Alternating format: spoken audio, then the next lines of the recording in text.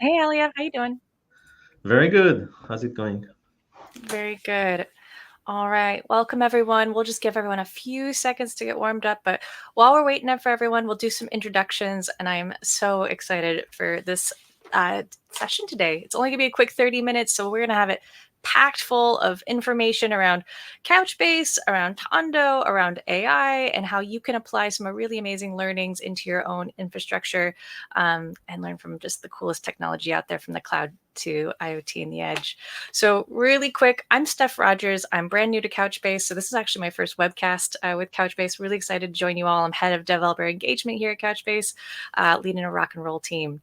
What is Couchbase? Couchbase is a multi-model database that supports capabilities including key value, SQL++, full text search, analytics, eventing, cross-data center replication, and so much more. Even just newly announcing our vector search capabilities and features. So very excited to be talking about AI and the cool stuff happening over at Tondo with my friend Eliev here. Eliev, would love for you to give an introduction and talk a little bit about what you have going on at Tondo and your cool AI stuff. Well, first of all, it's great to be here. I'm super excited for this session.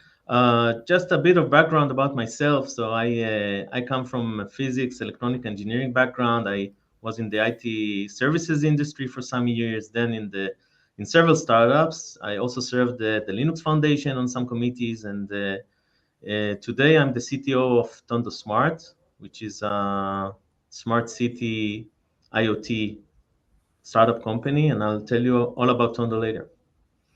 Awesome. So we'll dive right on in. If I know you have some really cool slides to share. You have a demo that you're going to show real time application of Couchbase, the infrastructure, and how you power the amazing technology that you have with smart streets, smart cities, smart roads. So we'll go ahead and dive right on in because this could be a packed session. So whenever you're ready to present, go on and jump in. While Eliav is getting ready with the slides, go ahead and, as Susan just put in the chat, let us know where you're joining in from. So I'm joining in actually from London, UK. Eliav, where are you joining in from? I'm based in Tel Aviv, in Israel. Very, very cool. So please go ahead and throw in the chat where you're coming in from as we get started. So tell us about Tondo, Eliav. Yeah, so a bit about Tondo. So Tondo is a smart city company. We make infrastructure smart by making the lighting poles smart and then using the lighting poles as infrastructure for smart city applications. As I said, Tondo is a startup company. We are 35 people. We are based in Tel Aviv, Israel, and we have also a subsidiary in the US. So we work also in the United States, in Canada. We are using AI to actually provide value to customers. So we are a data platform. I'm going to tell you a bit about what we do. Several things that are important to say about Tondo is we are rapidly growing. We have today over 40 cities that we are managing in terms of smart lighting and smart infrastructure. And we also have one of the largest smart road projects in the world. And I'll show some of the things we do with data and smart lighting control. Just to explain what we do, I think I need to explain how we work with cities or how we work with these kinds of customers. So the idea is that the streetlights you have all over the place. These streetlights usually have older light bulbs, and municipalities and these kinds of organizations are replacing it to LED lights. And during the LED light replacement, they are getting a lot of benefits of energy saving and other things. And these LED lighting controls, these LED lights need controls. They need a controller that would sit on top of the light bulb. I want to show you how such a controller looks like. So this is the Tondo controller that we're installing on lighting poles. This controller has a cellular modem. It has also a Bluetooth chip on it, so it can communicate both to the cloud and to other things on the ground. And we use these smart lighting controllers to actually provide a lot of value, the energy saving, but also operational efficiency. And last but not least, we are allowing the pole to be electrified 24/7. And And Elliot, to pause on that really quick, that's really cool because what you're basically covering is everyone's like wish list of, I want, you know, brighter streets, but I also want like energy savings. I want to be, saving the planet. So I want to be really smart about, what time do things turn on and off based on the activity around that area. I know I really value like lighting in my area when I'm walking around at early mornings or late at night. So I really appreciate that, and the focus on how do we teach this technology to turn on at the right times in the day or at night, depending on the circumstances around that. But also to have like that green energy messaging and positioning, but truly to apply it is a whole nother story. So that's really cool when we think about you'll be able to really know your footprint in this world and to be able to report back on that, where it's like, how are we actually saving the world and saving the planet through LEDs, but having the data to back that up too, which is really amazing. And I'm excited to see how you're gonna be applying that. Yeah, so I think the cool story is what we do with it, because it's not only about the operational efficiency. It's also about the data and what we do with the data, and make the pole real smart. I think one aspect that is important to understand is that each one of these controllers has a relay. It can turn the light on and off. It can command Mhm. the LED light, and then the pole itself can be electrified 24/7. So I can install other applications on the pole, cameras, EV charging, other applications on every pole, because it's live. It has electricity during the day. Okay, that's a Yeah. very important aspect of the story. The way we work with our customers is we start with replacement of streetlights to LEDs or installing these controllers, but then we take the data that comes from these controllers and send it to the cloud, and we are getting insights for our customers that is actually based on this data that comes back to the cloud. And I think the third stage is actually deploying other applications. Okay, so it's like a three-step process. Okay, we start with Yeah. the controllers, but then we go to other stuff that is that can be installed on the poles. Okay, I mean, and and that's a lot of data. That is a ton of data. yeah, it's a lot of data.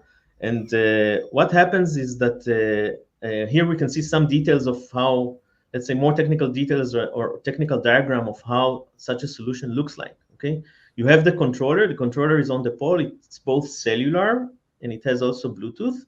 This Bluetooth connectivity can provide connectivity to different sensors. We are doing things like power meter readers and water meter readers and other type flood sensors, other types of sensors.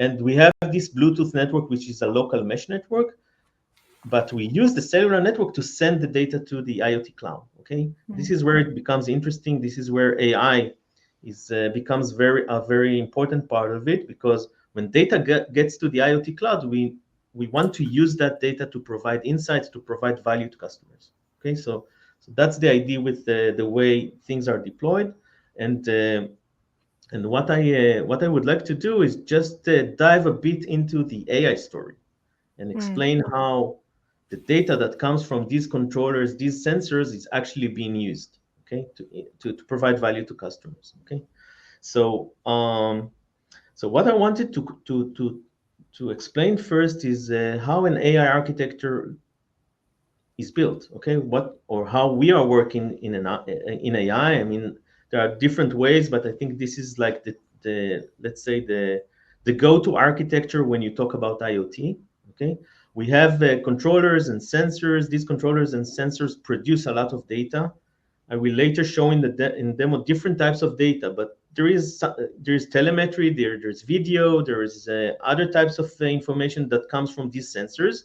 And this data actually is being sent to the cloud. Okay, and Mhm. when it arrives to the cloud, um, you need to first of all normalize this data. You need to make sure that this data is normalized, and and after this normalization process, you actually store this data in a data lake. And as you know, we are using Couchbase to do that. Okay, this data is actually augmented or is being let's say transformed, and data is being added from the city management system. Okay, so it's like a fusion of data that comes into a single place, and on top of this, let's say, data store that is being accumulated, we are running machine learning, we're running deep learning, we are using let's say, data artifacts that are being collected to produce the AI models and to actually provide insights out of this data. And Eliav, on that, like when you're kind of going through your decision making process of, which brands you use or which tools that you use to make sure that you can, really build a data lake of enriched data to be able to, augment the data, help teach the learning modules, power the background of the AI. What were some of the decision making choices that you were going through, and some of the testing and learning to help kind of choose the different tools that you use to make it all work?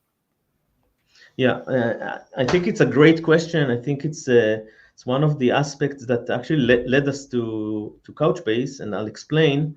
Um, there are some things that are derived from the fact that you're using different types of controllers, different types of sensors. You have a very flexible data model. Each one of these sensors is sending a different collection of information. Okay, so you have temperature sensor sense temperature, but the controller sends energy information or other information. Okay, so we needed a lot of flexibility, and we understood that we needed a flexible data model, and this led us to a document database or JSON based database kind of selection. And we wanted the developers to have the experience of a SQL-like language. Okay, we didn't want them to need to learn, like crazy query languages and these kinds of things. We wanted the SQL-like experience, and this comes from SQL++. And of course, the fact that we are using with IoT information, you get a lot of data. I mean, we are Yeah. getting, tens and hundreds of millions of data records every day. So we needed something that would be able to accommodate to the load and to the scalability of such a use case.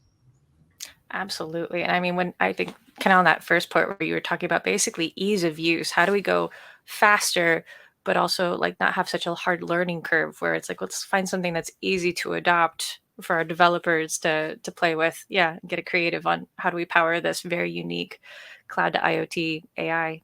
Yeah. That's awesome. Yeah, Thanks. yeah. So, and I want maybe to dive into why is big data needed. Okay, just to give you some example of the scale needed or the scalability needed in such use cases. Okay, so when you think, let's think of about one of our project. Okay, the Israeli Highway Authority project. We have 150,000 poles.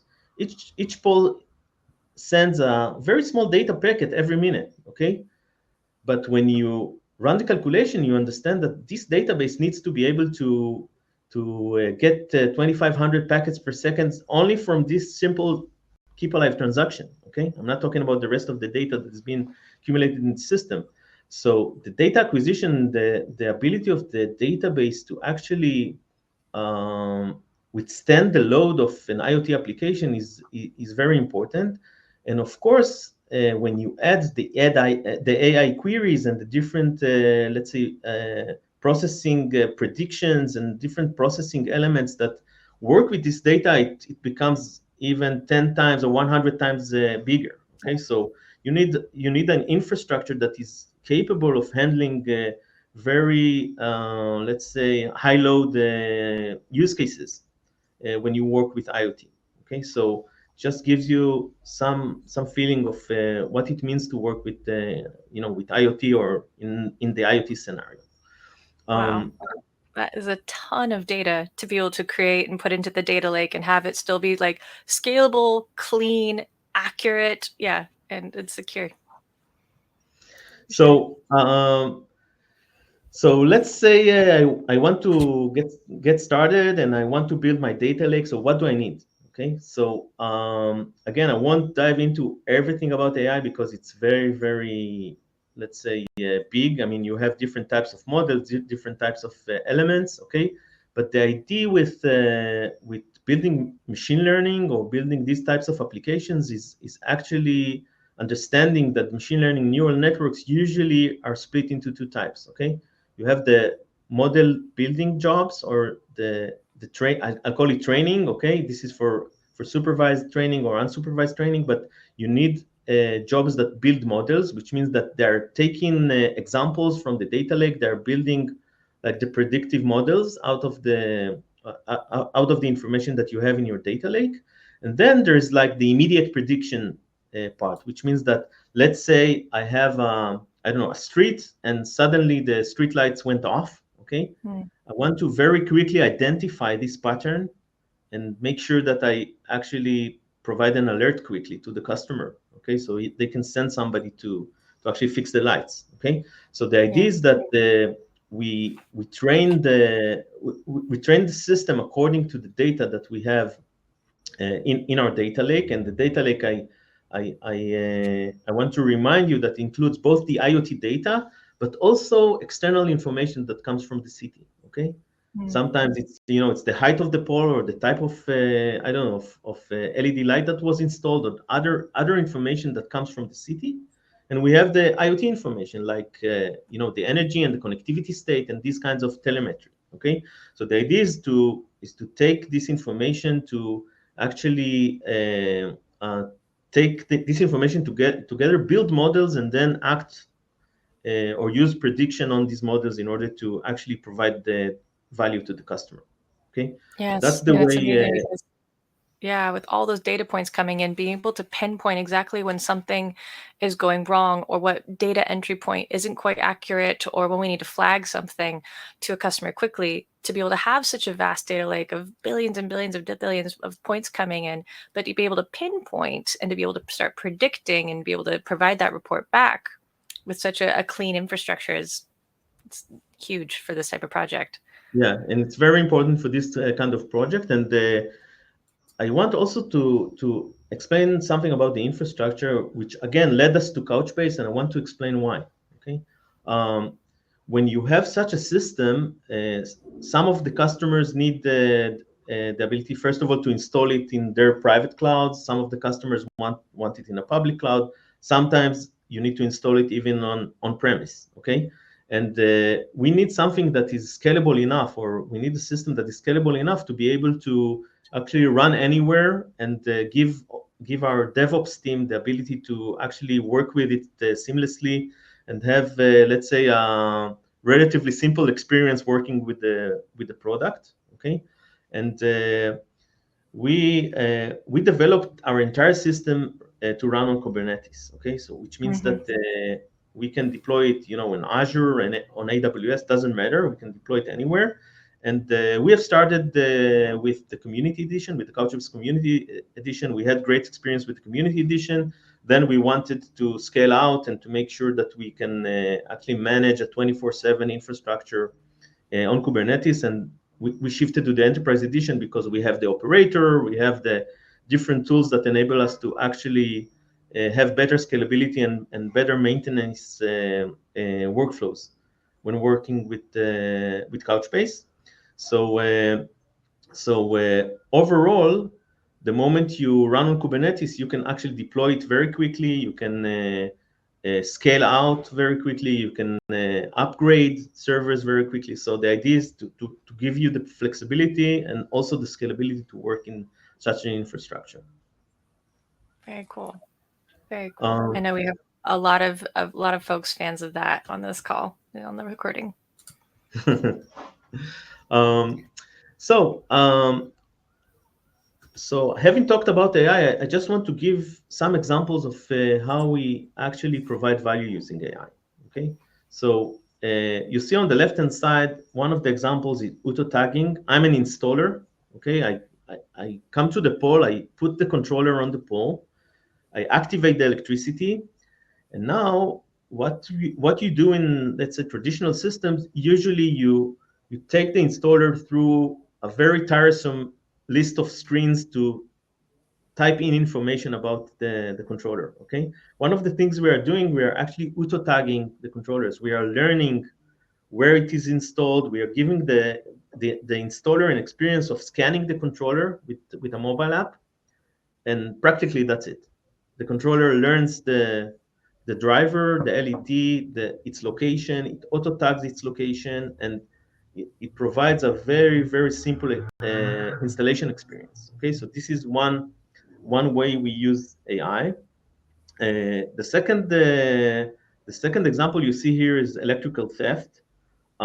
Because we have uh, energy reading from all our controllers, we have it also in the cabinet, which is the electricity cabinet controller.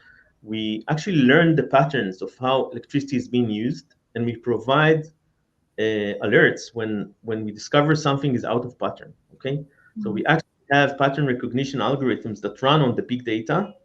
We learn the behavior, the past behavior of the cabinet, and if we see the cabinet is not behaving as expected, we turn on an alert for the customer. Listen, something's going wrong. And an interesting thing that we see in the field is that this is one of the greatest values of the system, because Mm. municipalities and highway authorities are discovering that people are actually using their electricity to power their own, I don't know, the garden or their own Mhm. their own premises based on the electricity of the provider, and we can quickly discover these kinds of usages because we are running pattern recognition algorithms on the data. Okay. Yeah. Uh, you can see also on the right when a specific phase in a street is has a problem, uh, sometimes the patterns are not really easy to see. Okay, and we are using analytics to actually discover these kinds of problems or issues in the electrical infrastructure. Okay, so these are just examples of how we utilize AI in the world of lighting. Um, so with that, what I wanted to do, I just wanted to show you the system in real life. I mean, how it looks. Okay, so Absolutely. And I think something you highlighted, which was fantastic while we're transitioning over to the demo, is just the importance of performance and flexibility for AI-powered applications or adaptive applications in, because slow applications won't be able to report on this accurately at the speed that we need it to. So we need those to be flexible, and you need a multi-purpose database in order to power such uh, knowledge and mhm. readings that are coming in at billions times per second. So it's really cool. Yeah, it's really cool, and yeah, and I want to show you how AI looks in real life. Okay, so I just dived into one of our customers' dashboards. Okay, this is one of the regions of smart lighting, smart road application actually, and we see this region has 66,000 or poles, okay, or controllers on poles, and I can dive into a specific road. Okay, I'm just diving into a specific highway. This is a highway, okay? And each one of these circles you see here is actually a live controller, okay? It sends data live. It has a cellular modem on it, okay? So this controller has a SIM card. This modem is being used to send information to the cloud, and I can dive into a specific controller. I currently actually dived into a specific light pole, okay? Of course, I can control the pole, and this pole actually sends information to the cloud, okay? You can see the current temperature on the controller, and it's live, okay? So the idea is that the entire system is live all the time. These poles are electrified 24/7. That's why I can install other IoT applications on these poles. Okay, I can do more things using the electricity I have on these poles. Okay, but the idea is each one of these poles is electrified. It has a schedule. I can look at the schedule of this specific pole. This pole actually, the system uses the relocation of the pole to actually decide when to turn the light on and turn the light off. Okay, so it doesn't use a photo sensor. It actually uses information from the cloud. Okay, so each one of these controllers actually sends data to the backend of the system. Except from the pole itself, we also have another element in our solution, which is the cabinets. Okay, we have a controller in the cabinet. Just dived into the cabinet. You can see that the poles are automatically tagged, the circuits. You see the circuit numbers 3, 4, 1, 2. So the system is actually accumulating a lot of information about these poles. And this cabinet controller actually sends information like its current energy consumption or monitoring of the electricity quality. We can see the current harmonics on the electricity live on this cabinet, okay? And it's all driven from the big data database that sits on the back of the system, okay? Yeah. So it's all based on data. Each one of these elements in the system actually has this, I call it big data backend that is being used to accumulate the data. And I can show you a cool thing here, which is this highway has a parking lot Hmm. nearby. Okay, you see this parking lot? So there's a sensor also that is connected to the system. So when a car gets in at night, the dimming gets up to 100% for 20 minutes and then goes back down to 20%. This is how we conserve the environment. This is a nature reserve, so we actually keep the animals safe. So this is just an example, a simple example of smart lighting use case. Okay, that we use the ability to interact with these devices in order to provide the value. Uh, what I wanted to show you is the alert system. Okay, we have this alert system that is at the back of the system. The big data infrastructure actually monitors the different elements that we have and discovers failures in the system. Okay, so we can see that there is a specific electrical fault that is out of pattern, or we have electricity theft. All these types of use cases are being monitored by the AI in the system. Okay, so the idea is that we open tickets for the customer when we have a failure in a specific portion of the road. And this is how the authority is actually benefiting from AI and from the performance of such a system in order to provide better value to customers. So I'll stop here with the demo. No, that was great. That was perfect timing too. And Eliav, while we have a few minutes left, I have a few questions. We'll get started. And if anyone has any questions from the group, I'll go ahead and say those out loud for us. So Eliav, in your time of running these massive complex projects from cloud to IoT for your customers, tell us about some of the interesting experiences, like educating customers on the value of AI and having a multi-model database, and just the benefits to them when it comes to having a smart city powered by AI and the cost effectiveness for that. Yes, I think it's true to not only for AI, but it's true for every system. You need to first of all understand the customer and understand the customer's needs. So I think AI for the sake of AI is it's not really interesting. You first of all need to understand what value you can bring from uh, this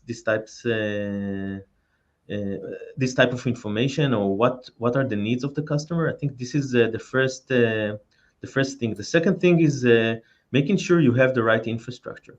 I mean, I've seen again, I don't want to talk about competitors, but I've seen other players in the market that they're using like very traditional SQL based databases and try to provide the same value. And I think that you need to understand that when you work in these kinds of use cases, the data grows exponentially. I mean, you start Yeah. with very simple electricity telemetry, but then it grows very quickly, and you get data from the city, and you get data from other sources, and you have to have or you have to plan to have the right infrastructure in terms of your databases, in terms of the way you model the information. You have to have flexible infrastructure. I spoke a bit about Kubernetes and its value to us. You need also to make sure that from the deployment perspective and the infrastructure perspective, you are covered with a solution that can really provide your developers the experience they need in order to actually focus on the use case and not focus on different, let's say, technical issues that they have working with the current data solution. So I think we invested a lot of energy making sure we have an IoT platform that is flexible enough to cover these kinds of use cases, and also to make sure that we have the right tool in terms of data model to accommodate to all the types of IoT use cases. Maybe when I think of my experience working with these kind of use cases, I see today requirements coming from customers that I didn't even think about when we started the project. And I think that's the Yeah, really nice thing about working with a JSON-based database. The fact that you can add new data fields, you can add new data artifacts very quickly, and still have the same infrastructure.